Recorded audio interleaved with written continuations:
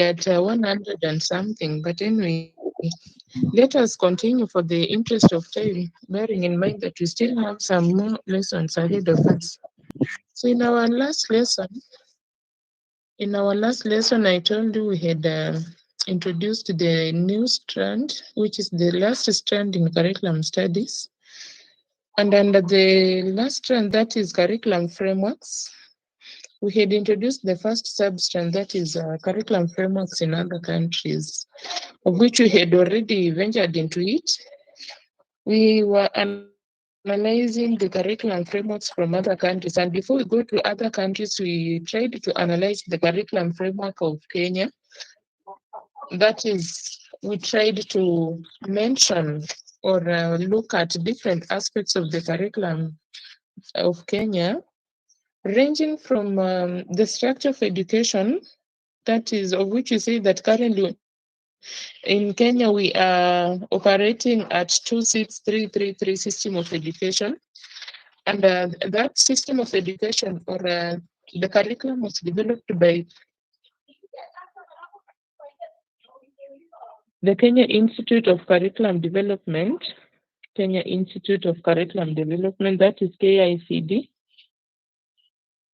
which researched and developed the basic education. So we also say that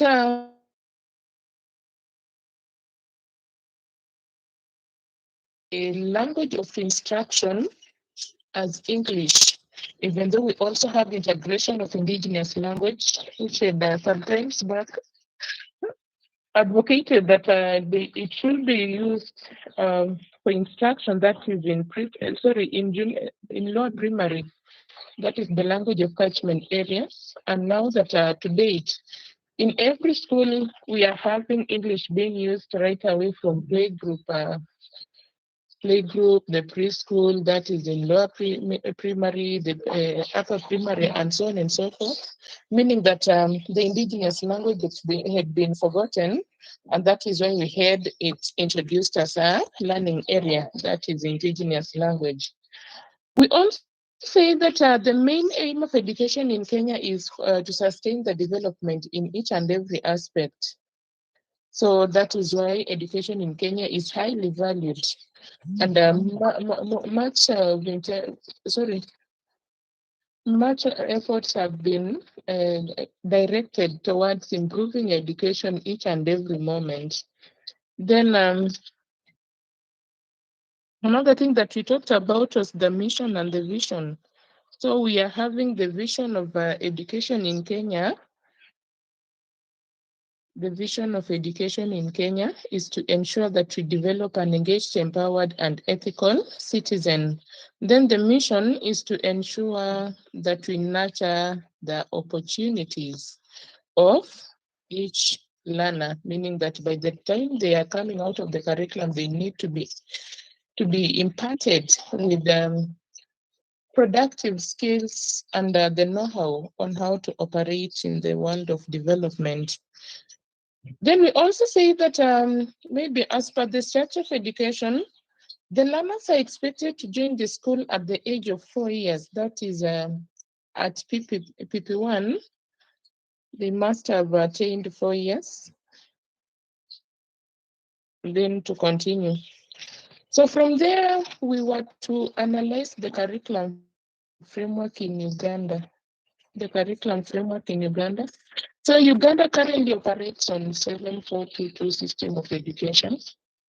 7422 system of education, meaning that learners are to take 7 years of primary education, 4 years in junior secondary, 2 years in upper secondary or senior secondary, then a minimum of 2 years in training and vocational institutions.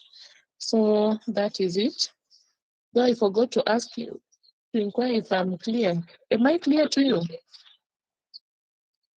To that point, am I clear? Very clear. Okay, thank you so much. No, So I'm saying that Uganda you are really breaking. operates on 7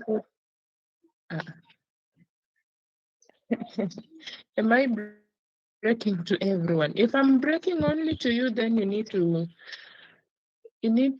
get to a place where the network is stable. Teacher, you Because are on my clear. side, the network is very much stable. You are clear, but Okay, if I'm clear, tell let us us continue. If the substance. Tell us the substance, teacher, please. Sorry? But you are clear. I'm clear. Yes. I pardon the substance. The substance is curriculum frameworks in other countries. The substance is curriculum frameworks in other countries, of which we began by analyzing the curriculum framework in Kenya, and we are currently at Uganda, which I'm saying that Uganda system of education operates on 7422, where the learners are to take 7 years of primary education, 4 years of junior secondary, 2 years of senior secondary, and 2 years of technical and vocational learning. Then another thing about the education system of Uganda is that the elementary education is the only compulsory level which is free for all Ugandan children, that is aged 6 to 13 years. Elementary education is the only compulsory level which is free for all Ugandan children aged 6 to 13 years. So that means that the learners in Uganda are expected to join the school at the age of 6 years. Are expected to join the school at the age of 6 years. So maybe that can give us some differences. I'll be able to mention some differences and similarities as we continue. Then another thing is that the education, the curriculum used in Uganda is the Uganda Certificate of Education. The curriculum used in Uganda is the Uganda Certificate of Education and Advanced Certificate Education. The Uganda Certificate of Education and Advanced Certificate Education, which are based on the original British O and A level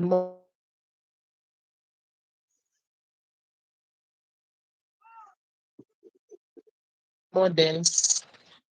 The kind of education that is being used in Uganda.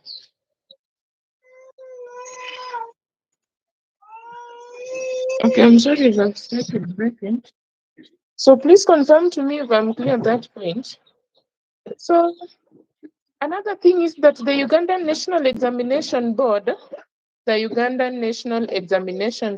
sets the curriculum design and examinations. The Ugandan National Examinations Board sets the curriculum design and examinations.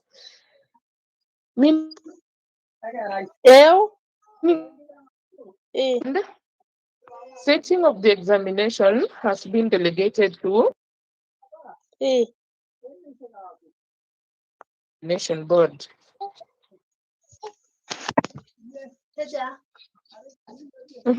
Another thing is that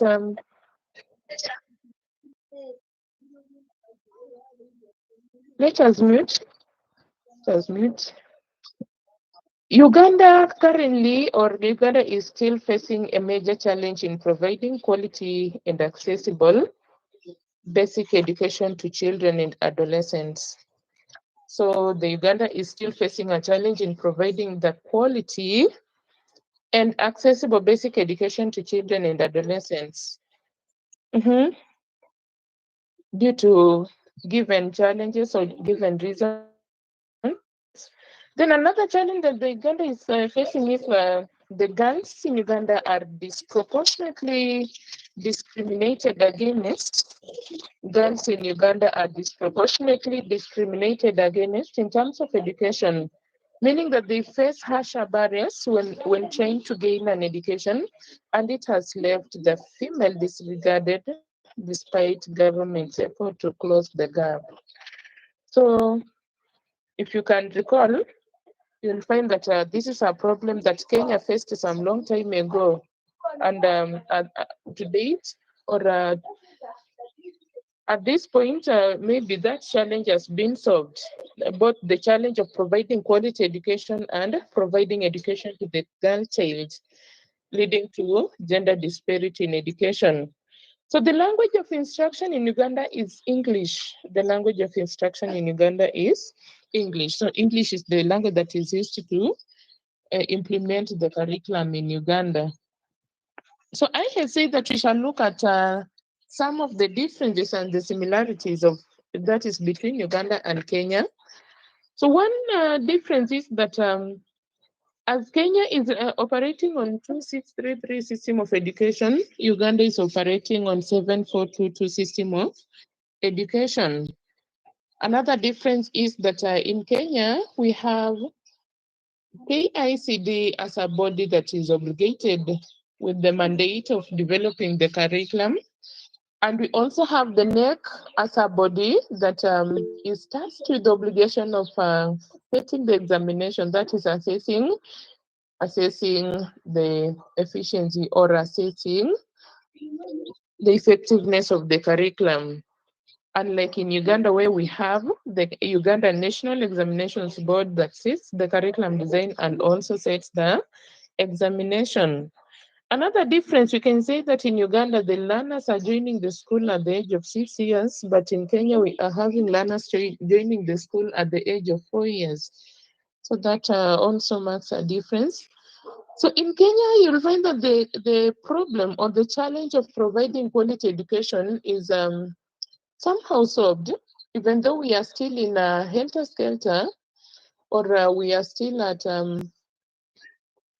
the efforts of providing the very quality kind of education. That is why we are having so many changes being identified or being integrated into the curriculum. So, but in Uganda, we are having the challenge persisting. Then in Kenya, the challenge of providing education to the girls, that is solving the gender disparity, has been